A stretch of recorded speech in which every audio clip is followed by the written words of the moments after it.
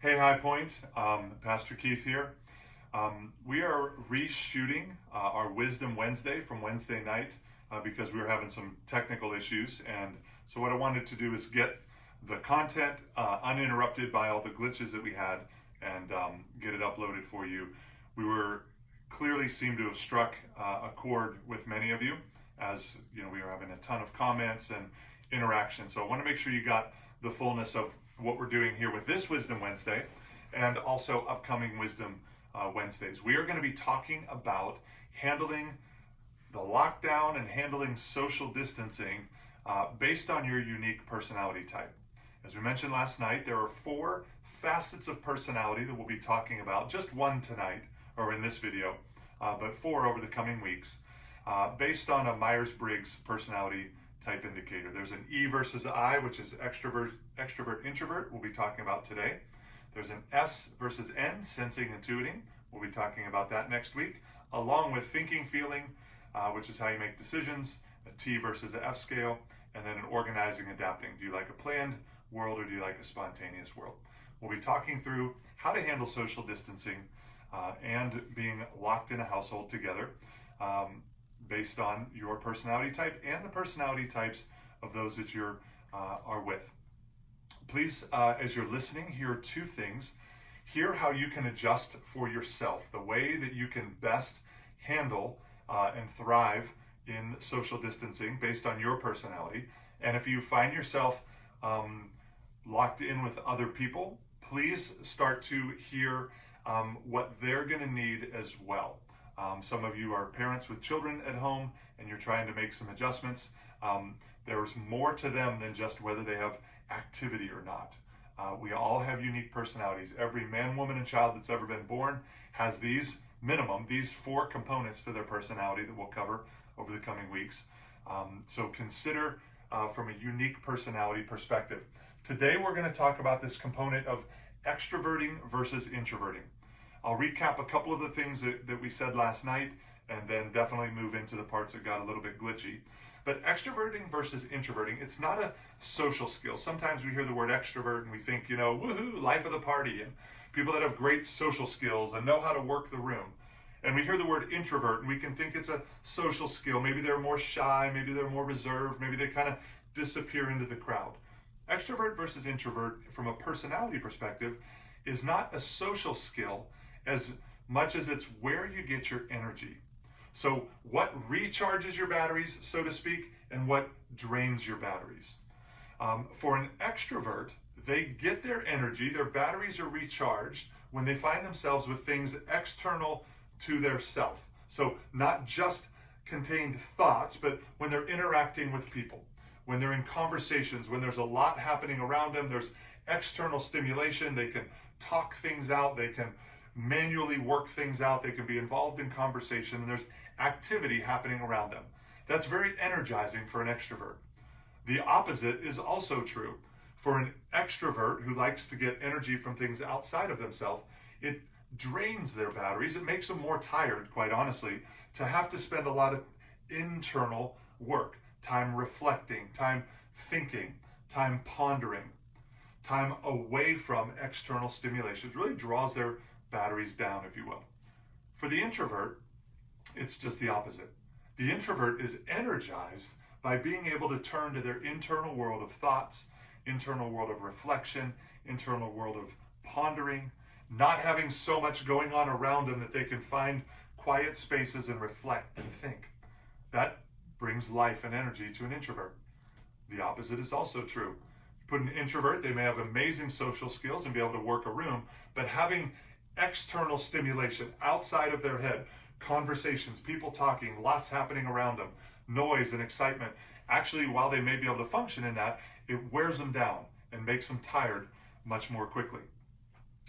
If you want to think of it in terms of kind of our BC world, our before Corona world, and you want to try to self-identify or think of those in your household that you're locked in with.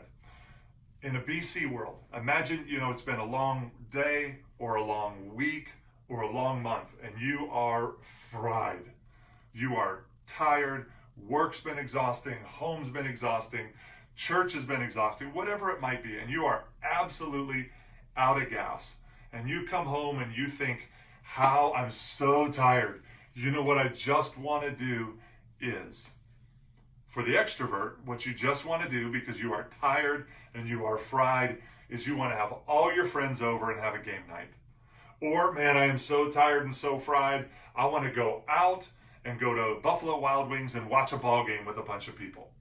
The thing that is life-giving or re-energizing for the extrovert is people and laughter and conversation and trash talk and things outside of your own thought life to where you can just sort of cut loose with lots of people around. Now, if you're an introvert and you're exhausted, hearing the idea of game night right now, you're going, no, that would be the death of me. Really what I want as an introvert is I want to come home and I want to shut the door behind me. And I want to lock that door to the outside world. And I don't want anybody to come over for game night. I want to come in and I want to dim the lights. And I want to crack a good book. And I want to sit there all by myself, maybe alone in a bathtub, maybe alone on my couch. If there's someone else with me, they need to sit over there quietly. It's not that I don't want to talk or communicate, but let's just do it telepathically. Let's just do it brain to brain. I don't want any external noise or stimulation. And at the end of a quiet evening like that, oh, you'll wake up tomorrow and you'll be much more refreshed, no longer exhausted and ready to take on the day. Now, an extrovert who's tired and fried hears the idea of nobody around and goes, oh my goodness, that would be so exhausting to me. In a pre-corona BC world, that's how we like to have our batteries charged, and that's what drains our batteries, so to speak. Now, we find ourselves in this strange current situation. We've been told we have to stay home. Now, initially, that sounds like the introvert's dream. I have to stay home? That means I don't have to have people hug me in the church lobby. Oh, thank God, this is going to be amazing. I don't have to interact with coworkers. This is going to be awesome. Sounds like an introvert's dream because you get to go home and you get to shut the door. It sounds initially like an extrovert's nightmare. Oh no, what about my friends? What about hugging? What about being able to have people over to my house and laugh? I'm going to be stuck at home all alone.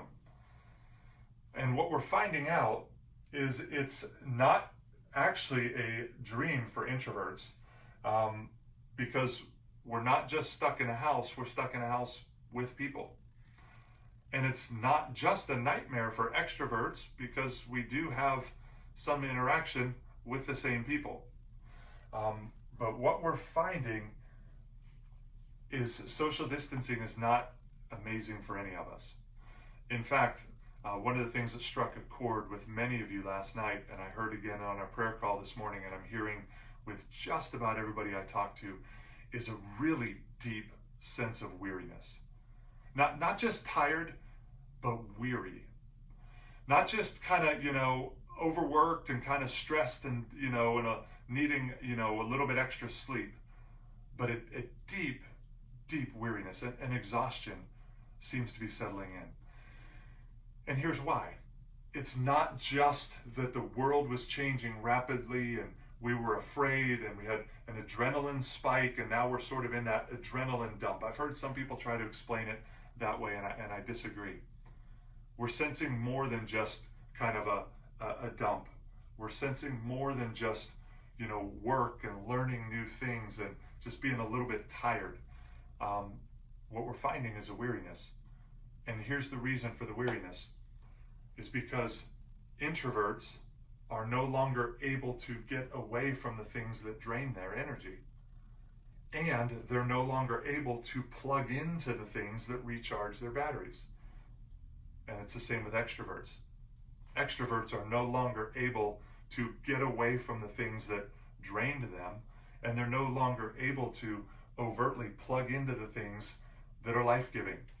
And whether from a personality perspective you're lean more introvert or you lean more extrovert, the reality is every one of us is unable to get away from the things that drain us and unable to plug into the things that are life-giving to us. It's a very, very difficult situation, and it's causing us to have our batteries drained down. A lot of us are running on empty tanks right now. So what I'm hoping we're going to do through this conversation is help you figure out how to recharge your batteries and help you figure out how to avoid those things that are draining to your batteries. You already knew how to do it in a BC world. You had opportunities at work to shut your door and to think and work on spreadsheets if you're an introvert and recharge your batteries. You had opportunities at work to celebrate coworkers' birthdays and do group projects if you're an extrovert. We knew in our daily rhythm how to recharge and how to avoid the things that drained us down, and to do it with enough consistency that we had a modicum of a decent level of energy. Now that our options have been changed, now that normal has been disrupted, and now that our rhythms that we normally knew how to fuel ourselves have been disrupted, it's very, very difficult to figure out how to avoid the drains and how to plug into those things that are recharging to us. And the reality is, in our current state of weariness, the truth is it's hard to think of mustering the energy to do those things that are actually gonna ultimately recharge our tank, because we think it's because we're tired. You're not tired. Your tank is empty. Your batteries are running dry. And we have to make some deliberate, intentional moves to avoid drains and to refill our tanks. Let's talk about our current situation, the challenge that we find ourselves in, and then we'll talk about what we can do about it. Here's the challenge before us if you're an introvert. You now have people in your house all the time. There was a period of time where the idea of being home was amazing because it was quiet. Now, depending if you have a spouse or you have children, there are people in the house all the time. There are work calls. Maybe you have a spouse that's working and or children that are on at virtual school now. And you went from not only having moments where you could be alone in your house to now everyone's in the house and everybody is engaged through virtual conversation. There's just an undertow, an undercurrent of noise and need right now, and being pulled on those of us who might be identified as introverts. And it's difficult to find a place to retreat. It's difficult to find a quiet corner in the house. It's difficult to find 30 minutes where somebody's not asking us a question, or 30 minutes where somebody's not on a Zoom call, and to go find space to read or find space to watch a show on Netflix or something that's life-giving to us. It's very difficult for an introvert to find. And now you're finding yourself, if you're an introvert and you're working, now you're finding yourself working on Zoom calls a lot more than you ever thought possible. And for the introvert, when you find yourself in a situation where you're looking at all those faces on a screen, it's exhausting. Because now maybe then, rather than a moment in your office and then you can take the time of walking down the hall to a meeting, that's introvert time, that's reflection time. Sure, you walk into a meeting and there's lots happening and that drains you down, but then you get to walk back to your office or walk back to your cubicle or walk back to your own personal workspace. And in those times of movement, you're getting introvert time. Now you're not. Your commute takes about 12 seconds, as fast as you can push enter a Zoom call, and now everybody's there. And by the way, speaking of Zoom, research is now coming out that's telling us whether introverted or extroverted, being involved in a Zoom call actually requires about twice as much effort as not being involved in virtual work. So in other words, every 1 hour meeting on a Zoom call feels like a 2 hour in-person meeting. A 2 hour meeting on a Zoom call feels like you have been in interactive meetings for 4 hours. It's the amount of effort that it's taking. So those of you that are in charge of Zoom calls, just a little hint, keep them short, because it's exhausting for people to be able to focus in that type of setting with everything else going on around them. It's twice as hard as it is in a regular meeting. Okay, so introverts are having the challenge of, even though you're home, which initially sounded good, you're home with other people, using noisy technology, and it's hard to find those same retreat spaces. And if you're working as an introvert, man, it's twice as difficult to manage the people that you're seeing on a screen and it's draining your batteries, number one, and number two, you are having difficulty finding those quiet places to plug in and recharge your batteries. Here's the challenge for the extrovert is extroverts are not having live interaction. See, when an introvert looks at a Zoom call, an introvert sees all these individual faces and it's like, oh, people overload, and it wears you down. When an extrovert looks at a Zoom call, they don't see 20 people, they see a screen, because it's not live interaction. It's not two-way at the speed that they would like it to happen. There's not a touchable, tactile, tangible element to it. It's a dead screen. And even though there are people's faces, which an introvert focuses on, it's a screen, and it's people I'm not interacting with, is what an extrovert focuses on. So I'm losing those very things that are normally life-giving, which is a room full of people, and it's being flattened out.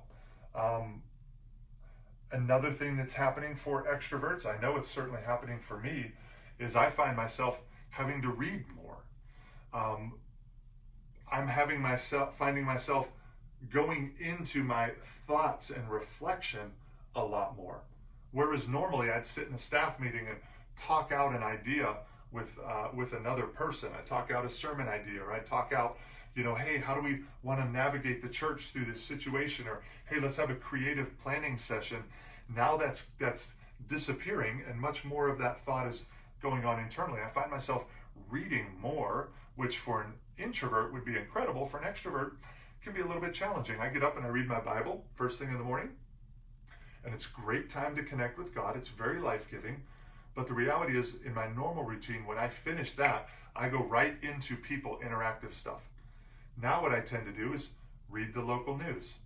I open some news websites, open Twitter, start checking headlines, because I want to be aware as a leader of what's coming in the world.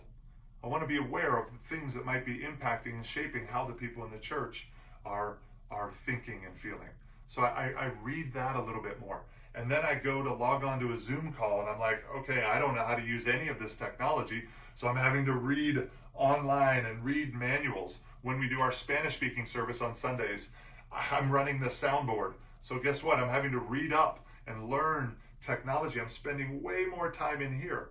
So by 10, 11 o'clock, I'm exhausted because I've spent so much time reflecting, which draws my batteries down, and so little time in human interaction, which recharges me, that I'm finding myself, even though I have people in the house that I can talk to, and even though there is a little bit more noise in the house, what I'm finding myself having to focus on is those things that are actually wearing me out a little bit. So there's a big learning curve for all of us, whether introverts or extroverts. This is a time of great weariness if we're not careful. So what I would like to do is talk for just a few minutes about what we can do about this. How do I handle the social distance? How do I handle the isolation, whether I'm introverted or extroverted? And by the way, this is only one component of personality. We're going to talk through others. So if we don't solve all the problems today, it's okay. There's at least 4 facets of personality we'll be talking about. And I want you to listen for yourself. And some of you that are parents, some of you that have other loved ones in your house, maybe you're caretaking for an elderly parent, whatever the situation might be, I want you to also listen and go, here are some things I might be able to create for them that would be life-giving. Principally, here's something each of us need to do, and I'm going to ask you to do this daily if possible, or at least every other day. It's going to require some effort if you're weary, but I want you to do, whether you're introverted or extroverted, I want each one of us to remove at least one thing that is draining to our energy. Remove one. Remove one each day. And I don't mean remove and then next day remove another, and next day remove another. So we've flushed everything down the drain that's exhausting to us. I'm just saying today, when you look at today, those things that give you energy and those things that drain your energy, avoid or remove one of the energy draining things. The second thing I want you to do is every day, or at the minimum every other day, I want you to focus on engaging in at least one additional thing that refills your tank. So if we're sitting here at 0 and the current situation left in a vacuum, it's all drain right now. I get it, introvert or extrovert. There are no good options for us right now. But if I will plug at least one draining hole and I will engage in at least one life-giving activity, I will have more energy now than I did when I woke up this morning. And if tomorrow I will do the same, plug one drain and add one life-giving activity, before long I may get up to about a half tank. And from that half tank, trust me, you're going to feel a lot less weary and exhausted than you currently are now. Let's maybe talk about some of those specific drains and ways we can close them for an introvert and things we can plug into as an introvert. And then we'll do the same for those who are extroverts. So let's talk about some possible solutions for those of us who are introverts or those of us who have introverts in our orbit that are finding themselves feeling weary right now. If you're an introvert, you want to avoid some of the drains. One of the things you can do is, if you're a working introvert, is take breaks between your Zoom calls. Oftentimes when we're working, we can go, you know what's more efficient? I'm already in front of the computer. Let's just knock those things out. But for an introvert to stare at 10 people on a screen, then slide over here and stare at 15 people on a screen, and then you have a life group that night and you've got 11 or 12 people on a screen. May I suggest that you take short breaks, 15 to 30 minutes, short or intermediate length breaks between your online social interaction or your online group work interaction. Again, when you walked out of your office, your cubicle, your personal workspace, and walked down to a meeting, all of that was introversion time. All of that was reflection time. All of that was, okay, I'm heading into a big social setting. Let's get my game face on time. That time has shrunk to literally a matter of seconds. You click and go. So, and that time is draining. If you had a Zoom call, scheduled yourself 15 minutes in between it to not interact with that Zoom call, or you set your students up and got them going and interacted with them so they could do their schoolwork, don't go straight from that to a work Zoom call, or don't, if you can help it, don't go straight from that to then your other child's, to then back to your others. Allow yourself, give yourself permission to take 15 minutes, 20 minutes in between those Zoom calls, and it'll help you just reflect, help you process, help you recharge your batteries just a little bit and not have your batteries drained constantly. Let's see.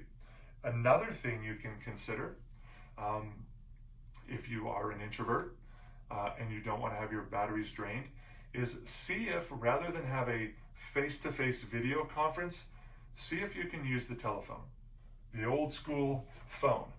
Now, interestingly, for an introvert in the BC, the before Corona days, the idea of getting on a phone call probably sounded exhausting when the other option was to shoot a text. Because I can text and I can have a communication without having to get external of self and interact with another human being. When I compose an email or when I shoot a text, that's actually reflective, internal processing things that are happening. I'm thinking through how I want to say it, I'm writing it out, I'm sending it, I'm imagining what their response is going to be as I'm delivering it and they're reading it. That is an internal working, yet I'm still involved in communication. When I'm in Zoom, it is all external. See if you can't split the difference and maybe go to a telephone call, because just the simple removal of a face in front of you will help remove some of the draining effects of having to have interpersonal intercommunication for your introverts. If you can do it on a text, all the better. If you can do it on an email, all the better. But for whatever reason, the world we're currently in, everybody's demanding that we all of a sudden go to face-to-face communication. Emails, for whatever reason, no longer suffice. Probably because your workspace is run by an extrovert that's like, oh my gosh, I'm worried about people. They need to see us. Okay, you introverts are going, I'm good sending an email. If you can't send an email and you can't text, see if the people you work with would be okay with just a phone call. And the removal of that space-time, FaceTime might be very helpful for you. So those are things that you can do that can remove some of the drains. And we'll talk about the specifics maybe here in just a second of helping your children through this as well. But let's talk about ways that you can recharge as an introvert. So it's close the drain, plug into some power source. One of the things you could do, it was suggested yesterday on our Facebook Live, and also I had written it down. I'll suggest 3 things that you can do. Number 1, you could get up 30 minutes earlier than anybody else in your household. Or you could stay up for an additional 30 minutes longer than anybody else in your household. If having people and noise and what's for lunch and what's for dinner and set up my computer and all those conversations are challenging and are draining your batteries, and what you really, really, really, really need is 30 minutes to yourself, and you can't find that during the day, add it to the beginning of your day. Now, I know the challenge is, I'm tired. The reason you're tired, I dare suggest, is not because you're not getting enough sleep. The reason you're tired is because you're weary. And you're weary because you're not getting to recharge your batteries. If you would carve out 30 minutes less sleep in the morning, and you'd get up to a quiet household where it's just you and a cup of coffee and the sun rising and a bird chirping, trust me, that 30 minutes that you'd be losing in sleep will do wonders for the weariness in your soul. And if you can force yourself to press through tiredness, to get up a little bit earlier and have that time to yourself, will pay dividends in terms of how tired you're not over the coming days, because you're plugging into something you really need. Time to reflect, time to think, time to ponder, time to view the world with nothing external of you happening around it. Another thing you could do, if you don't have little ones at home that need your kind of in their physical proximity, is try to go for a walk by yourself. I know some of us are, bike riding and walking and doing things as a group because we're going, I'm missing social interaction. But for you introverts, it's okay to go walk by yourself. Get outside, just go in, and maybe if you can find a peaceful area, maybe a local park, maybe a walking trail, something where you don't have to wave to people, something where you don't feel like, I need to stop and say hi to my neighbor. But something where you can just walk and think and ponder. 15 to 30 minutes will be wonderful for that. Some of you introverts are runners. If you want to combine those two, get up a little bit early and go for a run. And just getting out and just hearing the nothing but the pitter-patter of your feet on pavement and being able to ponder things that you want to think about without anybody else invading your space, that's going to be very good for you. Another thing you can do, and you have permission to do, I saw this on a Facebook friend of mine who used to be a member of the church, and they've since moved away and whatever. I was just scrolling through Facebook and I saw an interesting post of her. She was standing in her closet with maybe the world's biggest glass of wine. And I'm like, this is kind of interesting. All of her clothes, it was a tight closet, all of her clothes were behind her, and I'm like, that is a confined space. And she has this giant glass of wine, and I'm not advocating that you drink a lot during the lock-in, because that is going to have some unintended consequences, even though in the moment it might feel amazing. But here's what her caption had said, is, I went into a quiet place to toast myself, to congratulate myself for something that had happened. And I needed to do it by myself. And I thought, it's really interesting. As an introvert, you need to pull away. And even if you go into a closet, as weird as that might sound, there has to be some place in your house where there's not noise, some place where there's not external stimulation.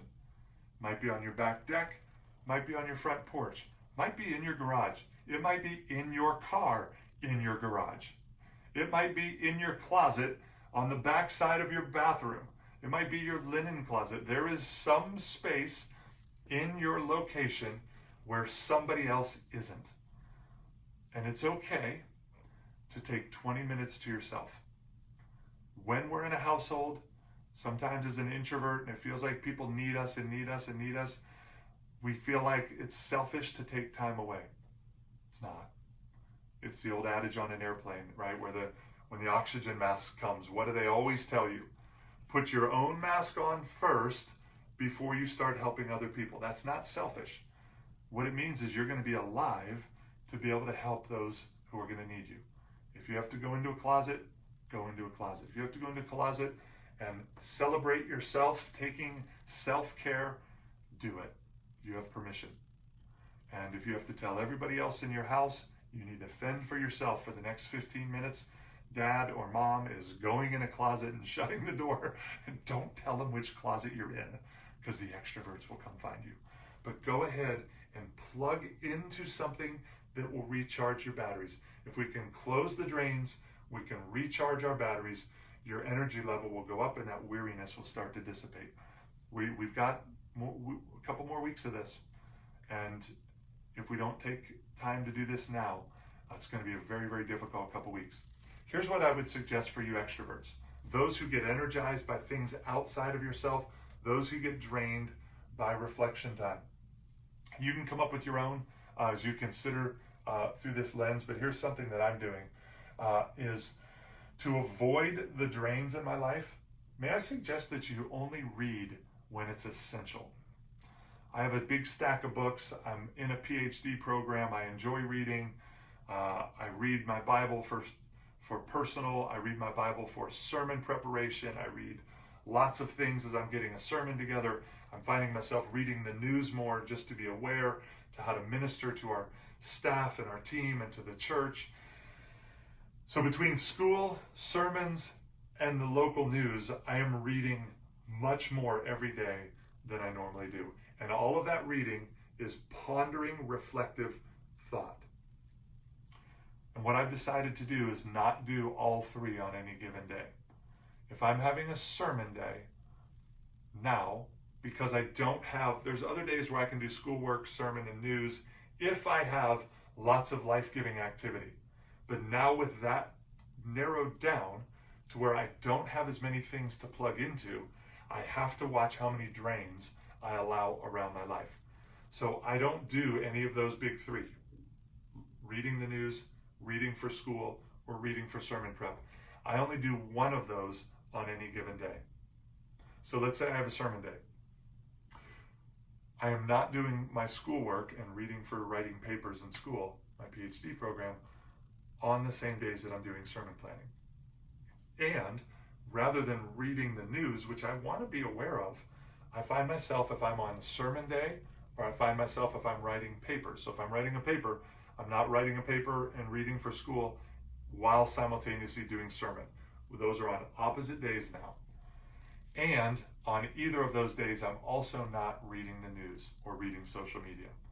I'm watching the news. So I can still see what's happening in the news, but I can do it in a manner that's external from here. I prefer to read the news because then I can filter out spin and opinion and all that kind of stuff a little bit easier.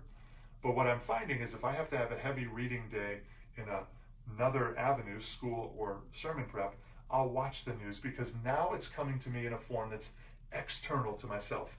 There's a talking head on a screen and he's speaking, and it's less battery draining to hear and to engage with news coming externally than it is news coming internally when I read it. So if there's additional reading options or additional reflection things that are being thrust upon you and you don't have access to the normal ways of recharging your batteries, close one or close two of those drains every day and figure out a new normal so that you're not getting too worn out with the reading.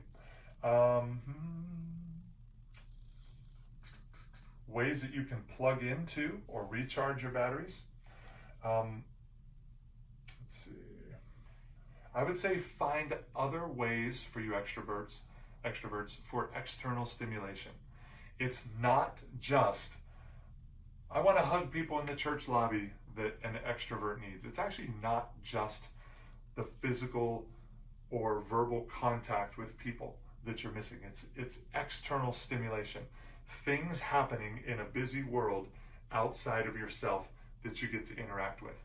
So one of the things that our life group, for example, is doing is we have our life group, and a lot of us are extroverts, and we sit there and we interact with a flat screen. And we got 10, 12, 15 people on that screen, but it's just not enough for an extrovert.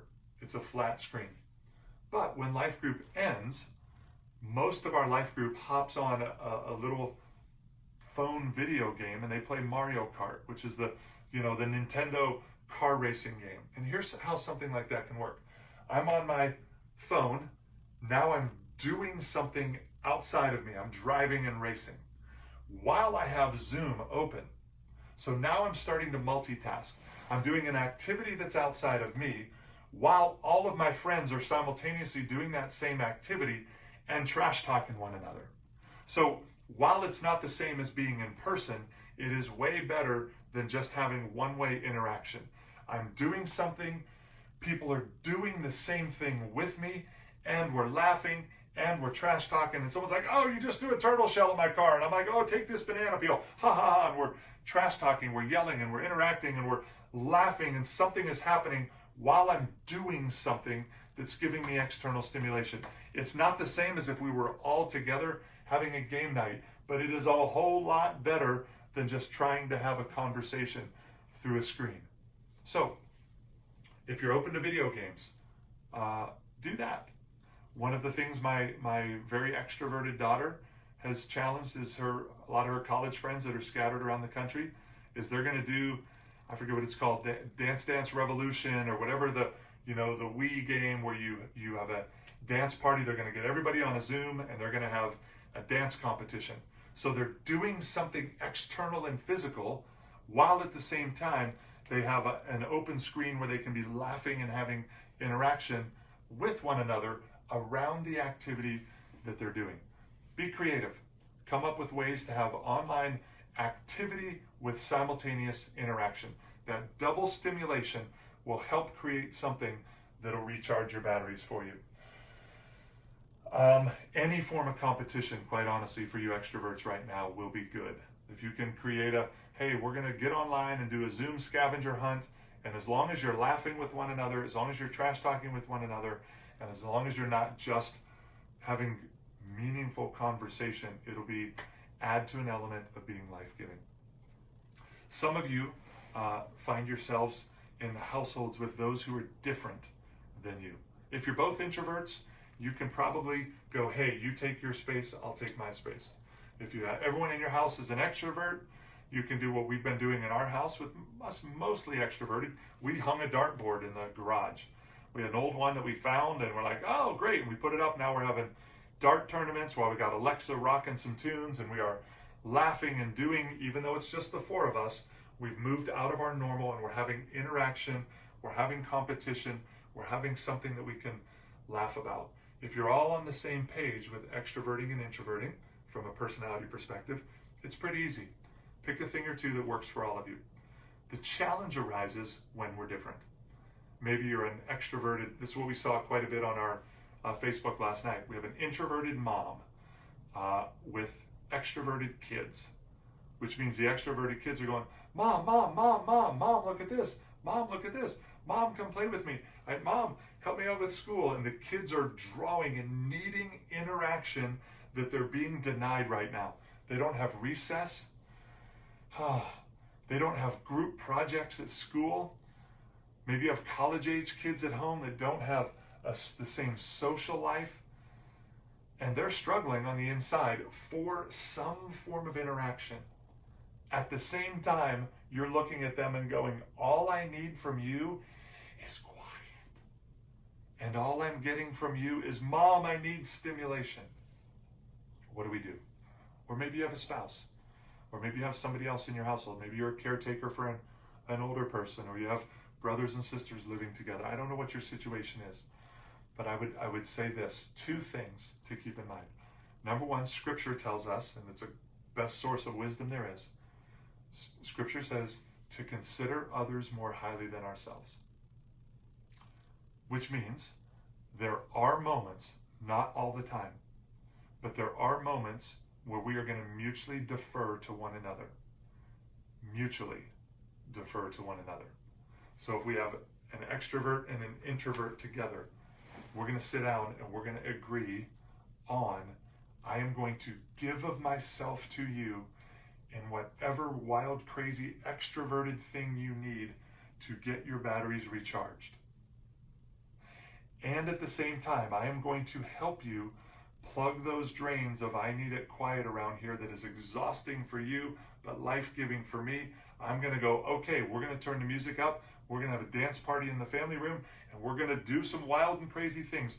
At this moment, I will mutually defer to what you need rather than us argue about it and pull. I'm going to give myself to you for this moment.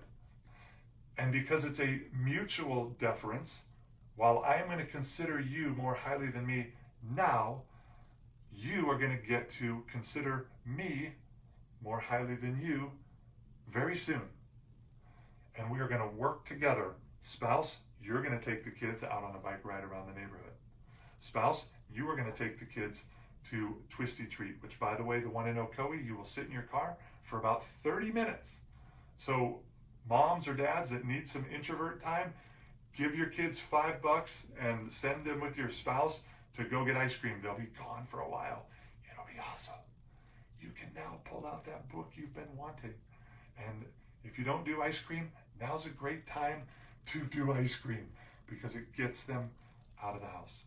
So we sit down and we have a conversation. It's very difficult if you find yourself as a single parent talking to children because they may not quite get it the same way that a spouse is. And I'm going to ask, again, spouses, look at what your spouse needs. One of the things about personality is we tend to assume that people are like us.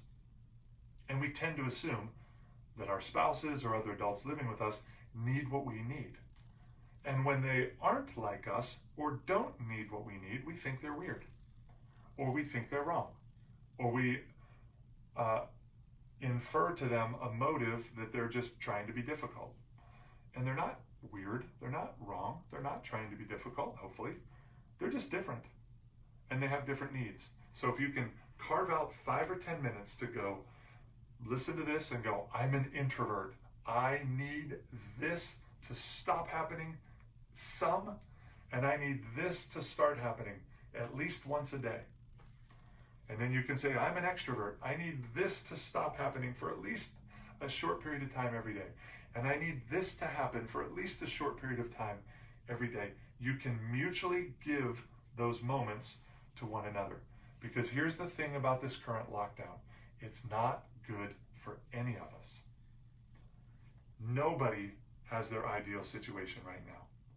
Because most of the things that you intuitively do that are life-giving are removed from you, whether it's an extroverted or introverted sense. And many of the things that naturally draw down your batteries are being thrust upon you, whether an introvert or an extrovert. So if you're living in a household, look at one another, have the challenging conversation and say, it's okay that you view the world this way. How can I be helpful for you and give you moments that don't drain you? How can I be helpful for you and give you moments that are life-giving?